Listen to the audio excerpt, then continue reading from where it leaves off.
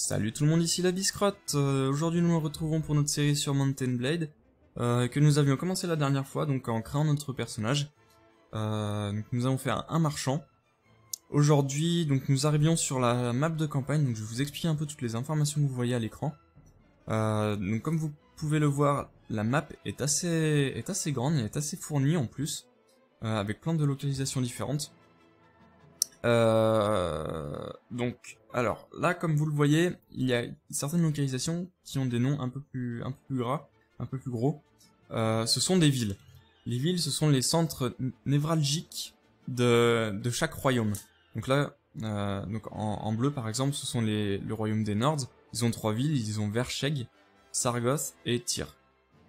C'est là où on va pouvoir acheter toutes nos armes et nos armures.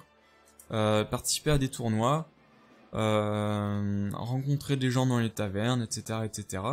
Et c'est là que toute l'économie en fait du royaume se joue. Le principe c'est que donc là vous voyez par exemple des villages, Fenada, Queen, Firishen. Depuis les villages partent des paysans, des convois de paysans qui vont amener des richesses aux villes afin que celles-ci s'enrichissent. Et ils vont revenir après vers les villages afin que ceux-ci s'enrichissent aussi. En fait, ce sera même plutôt dans l'inverse. Donc, les villages vont vendre pour s'enrichir et ils achètent pour enrichir la ville. Voilà. Nous avons aussi les châteaux, donc comme Kurin Castle ou Telrog Castle, qui sont plutôt des points de défense de chaque royaume. Économiquement, ils ont pas grand intérêt. Ils rapportent toujours un peu plus que les villages, mais pas vraiment important au niveau économique. C'est plus au niveau stratégique. Et puis donc pour finir les villages, donc comme je vous l'ai expliqué, les convois de villageois. Les villages, c'est là où on va pouvoir recruter des troupes de villageois pour augmenter notre armée, pardon. C'est vraiment la base en fait. Les villageois, c'est la base de notre armée. De l'arbre de technologie de notre armée. C'est là qu'on va pouvoir les recruter et avoir parfois certaines quêtes qui peuvent être intéressantes. On verra ça. Donc voilà. Je vais passer un peu là-dessus, là sur les onglets, les différents onglets. Donc là, on voit le camp, par exemple. On va pouvoir là, wait here for some time. Ça veut dire qu'on va pouvoir dresser le camp.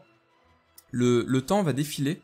Vous le voyez là, il y a le temps. Là, il défile pas parce que je ne bouge pas, on est en pause.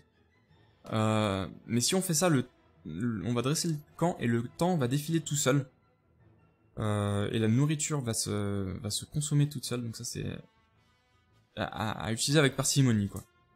Là c'est les paramètres du mode diplomatie, donc on va pas y toucher. Hein. Take an action, on va pouvoir sélectionner un livre à lire. Les livres permettent d'améliorer nos skills en fait. Au fur et à mesure qu'on les lit, on va pouvoir par exemple avoir un point en plus en tactique ou en training. Tout ça. Retire from adventuring, c'est que on va pouvoir donc se retirer de l'aventure. En fait, ça met fin au jeu et ça va nous faire un récapitulatif de toutes les actions qu'on a faites et leur accorder un nombre de points. Par exemple, la renommée, si on a beaucoup de renommée, ça va nous donner, je sais pas, 400 points. Et à la fin, ça va nous faire un nombre de points total qui vont nous dire en fait si on a fait une bonne partie ou pas. En gros, c'est ça le principe. Bon, je l'utilise jamais parce que quand je veux finir une aventure, bah j'arrête quoi, hein, c'est tout. Voilà. Pour les rapports, donc là on va avoir tous les rapports. Ça c'est un onglet très important. Au niveau stratégique, tous les rapports qui puissent y avoir dans ce jeu. Donc là on voit des informations assez sommaires, comme la renommée de notre personnage, donc on en a que 20, c'est peu pour le moment vu qu'on vient de commencer. On a 0 d'honneur, donc normal. On a 100 de morale à notre armée, donc elle est à fond. Et on a 50 de limite d'armée. Donc on va voir d'où tous ces points viennent. Alors le rapport de personnage, donc on voit qu'on a 20 de renommée, on retrouve les 0 d'honneur, on voit qu'on a aucun ami ni ennemi, et qu'on ne lit aucun livre. Donc ça c'est logique, on connaît encore personne, et on n'a pas de bouquin avec nous qu'on est en train de lire. On n'en a pas dans notre inventaire. Mais ça devrait changer, tout ça, ça devrait changer bientôt.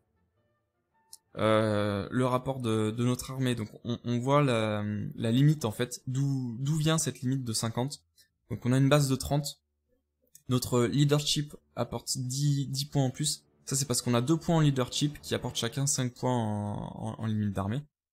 Et le charisme, plus 10, parce qu'on a 10 de charisme et que chaque point apporte 1 point en limite. Et la renommée nous apporte 0 parce qu'on en a pas assez. Ça c'est limite en fait ce qui nous apportera le plus de limites, la renommée, parce que ça va vite augmenter. Donc voilà, ça va être très important. La vue des compagnons, ça je le verrai plus tard parce qu'on n'a pas encore de compagnons et du coup il n'y aura pas d'informations. Dès qu'on en aura un, je vous le montrerai. Le budget de chaque semaine, donc ça fait partie en fait, enfin ça contrôle l'entretien de notre armée et puis tout ce que ça nous apporte. Si on contrôle un village par exemple, ça va nous apporter tant. Si on a une entreprise dans une ville, ça va nous apporter tant. Et ça va nous faire tout notre budget en fait. Voilà, c'est notre budget. Le moral. Donc là, on voit que on a 52 bases de morale. La taille de notre armée va impacter sur le moral. Donc plus on a une grosse armée, plus le moral, plus on va avoir un malus de morale. Voilà. Au niveau du leadership, donc qui va nous apporter 24 de morale. La variété de nourriture nous apporte plus 6.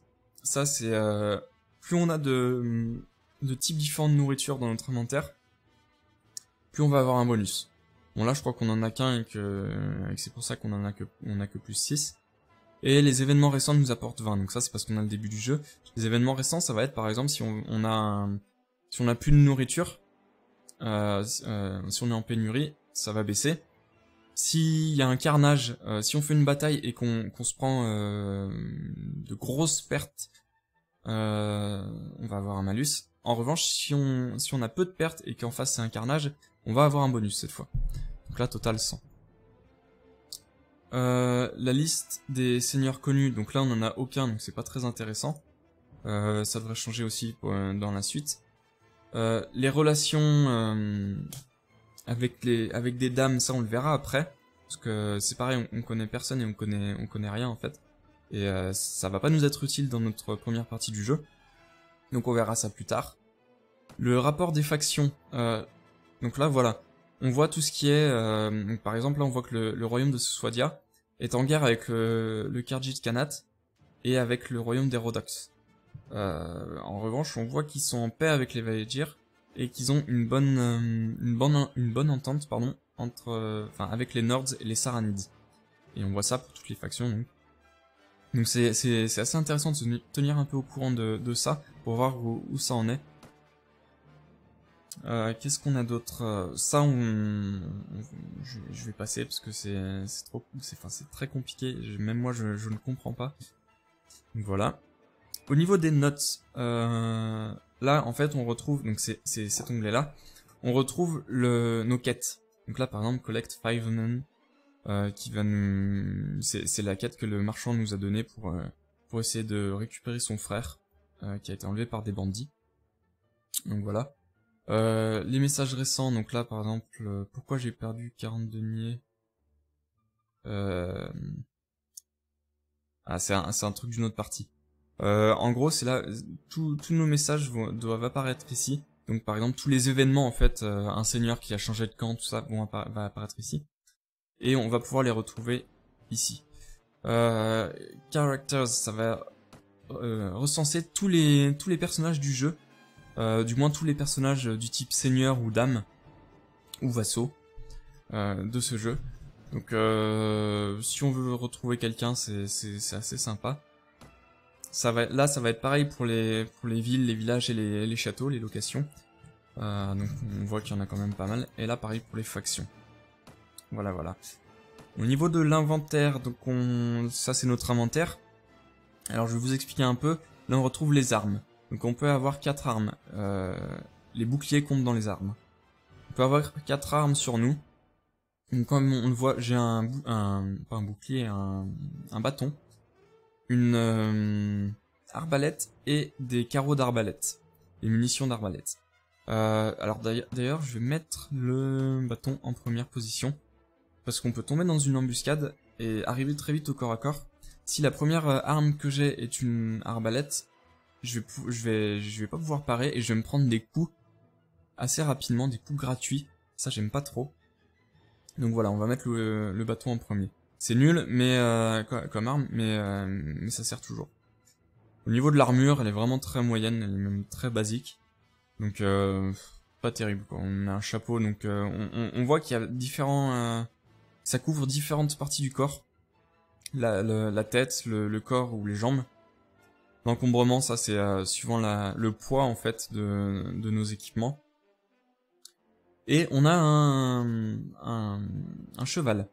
Donc là on voit c'est un cheval assez basique aussi, mais qui nous est toujours utile.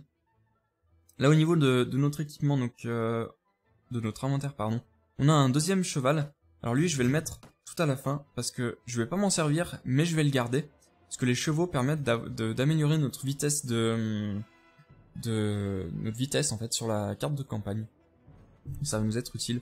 On va au moins en garder un ou deux dans notre inventaire. Là, on a notre nourriture. Notre ration de nourriture. Donc on a 50 rations de nourriture qui va se consommer au fur et à mesure des jours. Jusqu'à disparaître en fait.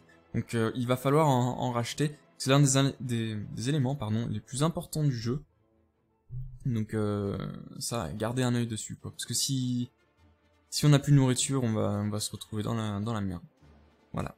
Et là, on a des biens qu'on a obtenus parce que nous étions marchands. Donc tous les départs ne sont pas comme ça. Hein. Là, ça va être pratique parce qu'on va pouvoir les vendre, on va pouvoir augmenter notre argent. Et du coup, on va pouvoir être plus au large à ce niveau-là en début de partie. Voilà.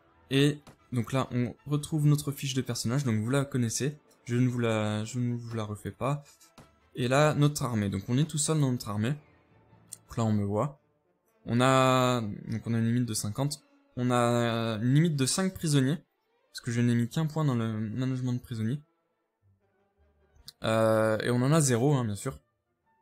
Ça, je reviendrai après. Donc c'est les skills de notre armée. J'y reviendrai après parce qu'en fait, ça prend en compte les skills des compagnons. Ça sera plus concret si je vous montre quand on en aura un. Donc dès qu'on en aura un, je vous l'expliquerai aussi. Voilà. Je pense qu'on va pouvoir nous atteler à notre première quête, donc trouver 5 hommes. Donc on va aller, hop là, on va aller vers Fenada, qui est un village où on va pouvoir recruter des recrues. Ce qui est avoir des recrues quoi. Donc voilà, le menu du village. Donc directement on va recruter des recrues, on peut en avoir 4. Ça dépend en fait des villages, il y en a qui vont nous en donner plus ou moins. Et selon la réputation qu'on a avec eux. Chaque recrue nous coûte 10 deniers à acheter, donc là on en a 40. Hop. Maintenant on va aller voir l'ancien du village, donc pour ça on va aller dans le centre du village. Donc on va arriver en vue 3D où on va contrôler notre personnage directement. L'ancien du village, c'est celui qui va nous donner toutes nos quêtes en fait pour ce village. Donc on va aller voir, on va le retrouver. En général, il est sur une terrasse ou près d'un feu de camp. Et c'est le seul personnage qui ne bouge pas. Donc là, vous voyez, tous les villageois bougent. Elle bouge, lui il bouge, eux ils bougent. Et là, on voit qu'il y en a un là-bas qui est sous une terrasse et qui ne bouge pas. Donc on va aller le voir. C'est normalement l'ancien du village, voilà, village Elder. On va lui parler. Et là, on va lui demander s'il a des tâches à nous donner.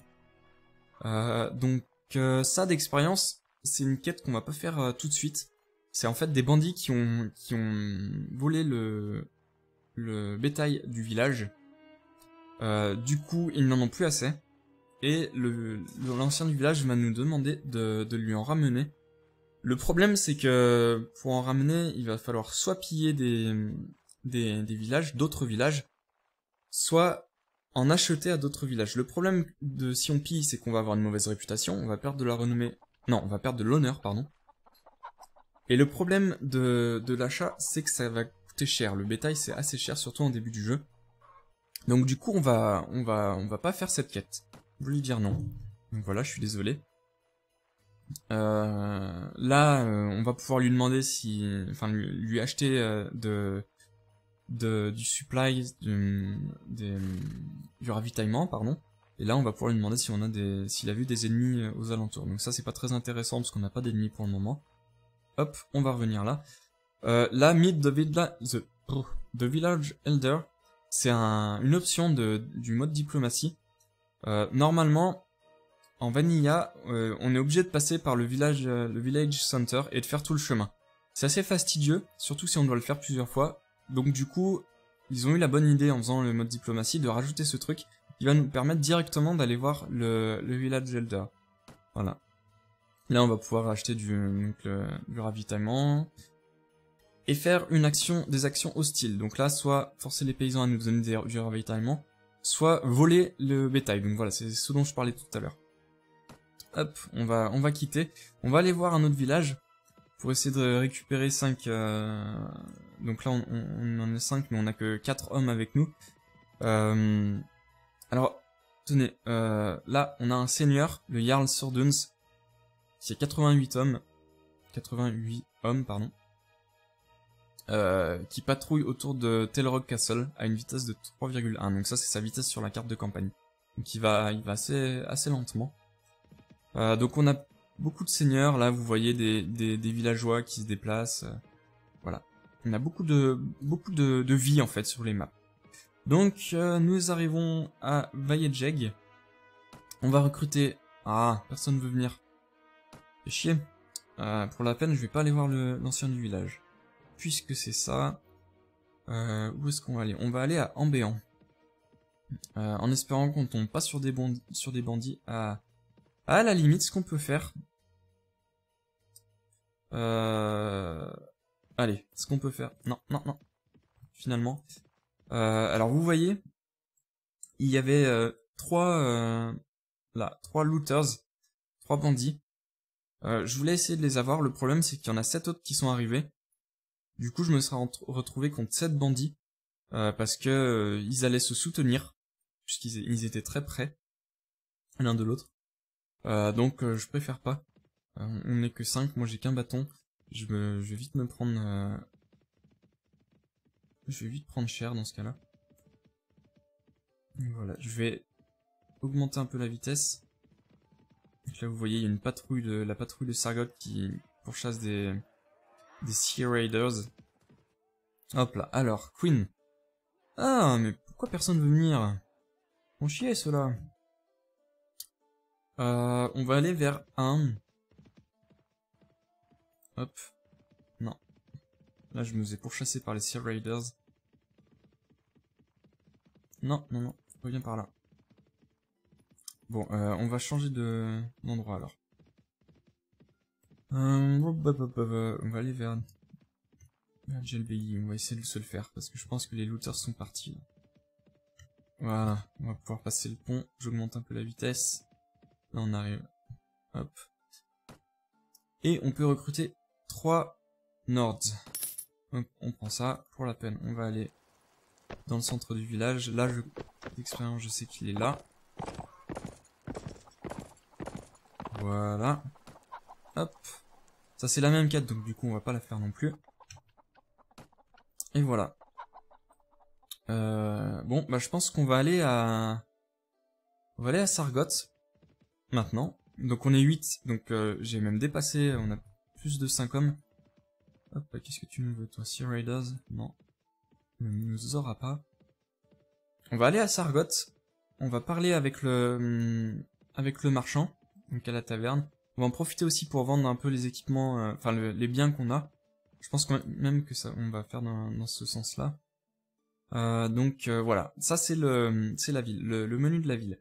Vous voyez, on peut aller au château, au donjon de la ville. On peut marcher dans les rues, se balader dans les rues, aller directement à la taverne, aller dans l'arène, aller à la place du marché, attendre ici, donc louer une chambre pour 3 deniers par nuit, ou rencontrer le maître de guilde. On va aller au marketplace, Donc là, il y en a différents, il y a des vendeurs d'armes, des vendeurs d'armure, vendeurs de chevaux ou vendeurs de biens. Nous, on va aller au vendeur de biens et on va lui vendre tout ça. Hop là. Comme vous le voyez, nous allons recevoir 525 deniers. Le vendeur en a 662. Donc là, je fais return. Et voilà, j'ai mes deniers. Maintenant, j'en ai 895, lui, il en a plus que 137. Voilà. Et maintenant, on va aller à la taverne, pardon. Donc vous le voyez, on passe en vue 3D. Donc dans la taverne, qu'est-ce qu'on peut retrouver? On peut retrouver des mercenaires. Donc là, des mercenaires cavaliers. Le truc, c'est qu'ils sont assez chers, les mercenaires. Donc je préfère pas au début en prendre parce que j'ai pas beaucoup de sous. Là, il y a le tavernier. Donc on peut lui demander de servir du vin, son meilleur vin à tous nos hommes, ça va leur augmenter leur morale. Là on va pouvoir lui demander s'il connaît des gens qui peuvent nous donner des tâches. On va pas faire ça, on va se tailler. On va aller à l'étage, normalement on va y retrouver le marchand. Voilà, le marchand de Sargot. Donc on va lui parler. Voilà, on a fait la mission. Et là, il nous dit qu'on peut chasser les bandits. Donc très bien, on va les chasser. Voilà, donc là, une nouvelle mission. Apprendre où se trouve l'otage. Donc, je vais vous expliquer un peu comment ça se passe. Là, vous voyez, on a une bande de voleurs qui ont une couleur bleue, un bleu spécial. Ça veut dire que c'est un objectif de quête. Il va falloir les battre et donc ça va être très facile et il va y avoir une cache qui va apparaître sur la map et qu'on va devoir assiéger et du coup on va retrouver le frère du marchand. Mais tout ça on le fera dans un autre épisode parce que là ça fait déjà 20 minutes et j'ai déjà un peu dépassé d'ailleurs. J'espère que cet épisode vous aura plu. Je vous invite à vous abonner à ma chaîne et à laisser des commentaires pour participer un peu à son amélioration. Je vous dis donc à la prochaine pour de nouvelles aventures. Allez, salut!